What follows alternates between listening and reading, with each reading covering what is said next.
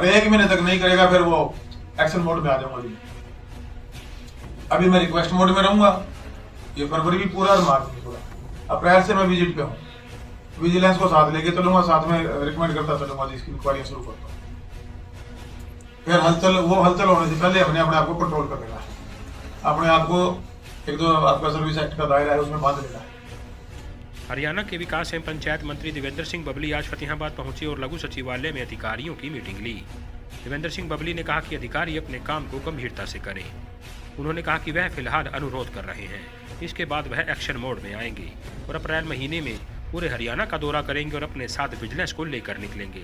भ्रष्ट अधिकारियों पर सख्त कार्रवाई अमल में लाई जाएगी। उन्होंने कहा कि जनता की सेवा के लिए अधिकारी प्रतिबद्ध रहें। उन्होंने कहा कि महासफाई अभियान को लेकर उनके द्वारा पूरे प्रदेश का दौरा किया जा रहा है और 13 फरवरी को अपने गांव से वह महासफाई अभियान की शुरुआत करेंगे। उन्होंने कहा कि जिस भी अधिकारी को अपनी ड्यूटी दी जाए उसे पूरी तरह से निभाए, यह नहीं कि मीडिया में फोटो खिंचवाए और चलता बने। देवेंद्र सिंह बबली ने साफ तौर पर चेतावनी भरे शब्दों में अधिकारियों की आज क्लास लगाई। वहां हर गांव तक आपकी पर्सनल ड्यूटी बन जाती है। जी कल ये शुरू हुआ, एक मीडिया में खबर बनी और उसके बाद इसको हम भूल जाए। जब तक उसका चाहे 1 महीना लगा हुआ आपका काम है, चाहे उसको 3 दिन में, हाँ, और 1 महीने तक नहीं करेगा फिर वो एक्शन मोड में आ जाऊंगा जी मैं। अभी मैं रिक्वेस्ट मोड में रहूंगा, ये फरवरी भी पूरा और मार्च भी पूरा। अप्रैल से मैं विजिट पे हूँ, विजिलेंस को साथ लेके चलूंगा, साथ में रिकमेंड करता चलूंगा जिसकी इंक्वायरी शुरू करता हूँ।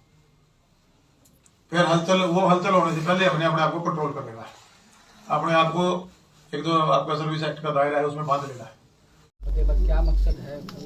देखिए, पूरे प्रदेश के अंदर महासफाई अभियान का आयोजन हरियाणा प्रदेश की सरकार द्वारा माननीय मुख्यमंत्री और डिप्टी सीएम भूषण और मंत्री होने के नाते देवेंद्र सिंह बबली द्वारा सभी का सहयोग से, चाहे हमारे जनप्रतिनिधि हैं, जनता के द्वारा चुने, इसमें मेंबर ऑफ पंचायत हैं, सरपंच साहिबान हैं, ब्लॉक समिति मेंबर हैं और सोशल हमारी संस्थाएं हैं, ये हमारी यूथ क्लब है। सबसे हमने अपील की है कि आप इस महासफाई अभियान में साथ जुड़ें और हमारे हरियाणा प्रदेश को जो 2/3 आबादी हमारे गांव देहात में रहती है, हमारे गांव को हम साफ सुथरा सुंदर बना सकें, उसके लिए हमने करीबन आज ये हमारा 8वां डिस्ट्रिक्ट है और इसको हम जारी रखेंगे। हर डिस्ट्रिक्ट तक जाएंगे पहले फेज में और फिर हम ब्लॉक लेवल पे जाएंगे। आपने जिस तरह से कहा कि मार्च में मैं विजिलेंस लेके चलूंगा, अभी थोड़ा ठंडा हूं, तो क्या मकसद, मतलब क्या नौबत आई कि आप विजिलेंस लेके चलेंगे?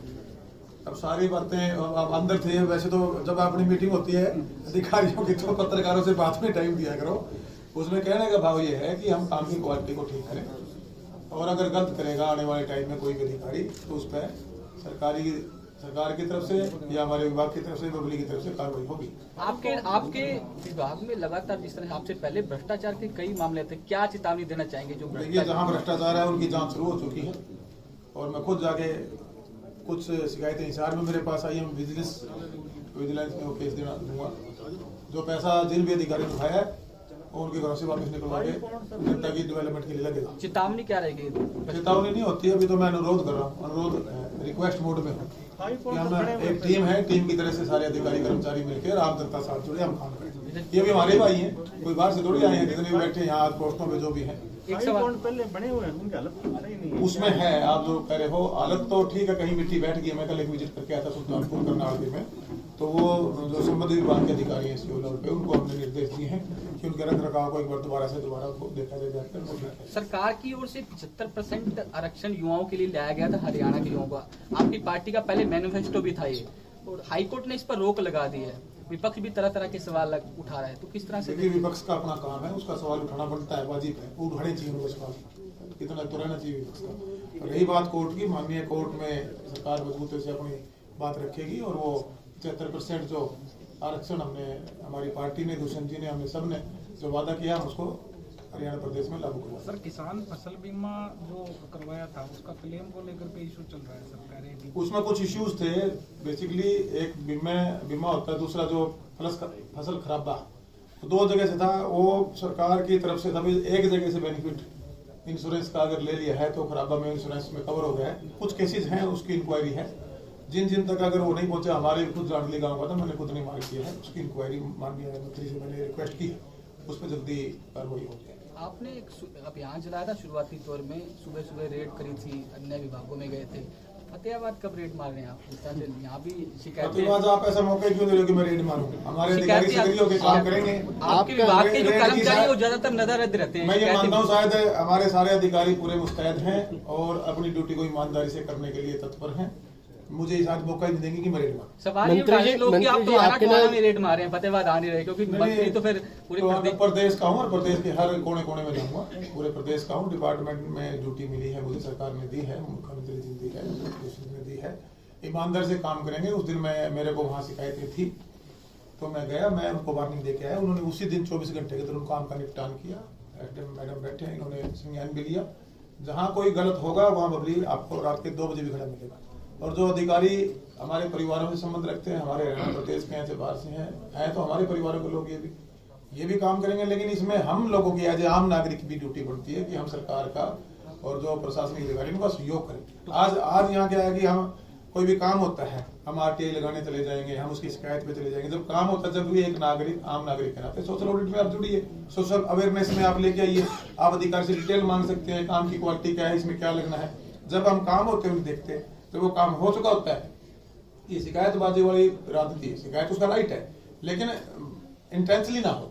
अगर कहीं गलती हुई है तो आप लिखिए, उस पर संज्ञान भी लिया जाएगा और उस पर एक्शन भी होगा। टोहाना के लोग पूछ रहे हैं बस स्टैंड कब बनेगा टोहाना का? टोहाना का बस स्टैंड फाइनल हो चुका है। जो हमारे किसान था उसके बाद एक बार बात करें ना, वो हो गया था यार। वो मेरे पास फोन है ना, वो पहले वो कुछ पेमेंट को लेके था इशू जो सरकार ने कर दी थी। बीडीपी ब्लॉक है, उसका एक कम्प्लेक्स है, दुकानें हैं 20-25, वो कंडम डिक्लेयर हैं। कई सालों से डिक्लेयर है। यहाँ तक कि कंडम डिक्लेयर होने के बाद भी अधिकारी उसका किराया तक भी लेते रहे, लेकिन अभी तक उनको पुनर्निर्माण। एक बार इसको देख उसको भी हादसा हो सकता है सर। उसको दिखवा देते हैं, अगर होगा तो उनको छुड़वा देते हैं। डीआरओ कोर्ट में चल रही है, तारीखें भी नहीं पड़ती वहाँ तो। मैं रिसाब पिछले कुछ टाइम से तो मतलब उसका कोई सोल्यूशन नहीं निकाला जा रहा जी। वो किराया जेब में जा रहा है जी। आपने संज्ञान में ला दिया, आपको अगले हफ्ते में इसका सोल्यूशन। किराया जेब में जा रहा है जी, वो सरकार के खाते में नहीं आ रहा है, उसकी भी जांच करवाना। अब जेब वाली चीजें बंद हो जाएंगी, ये विश्वास करो।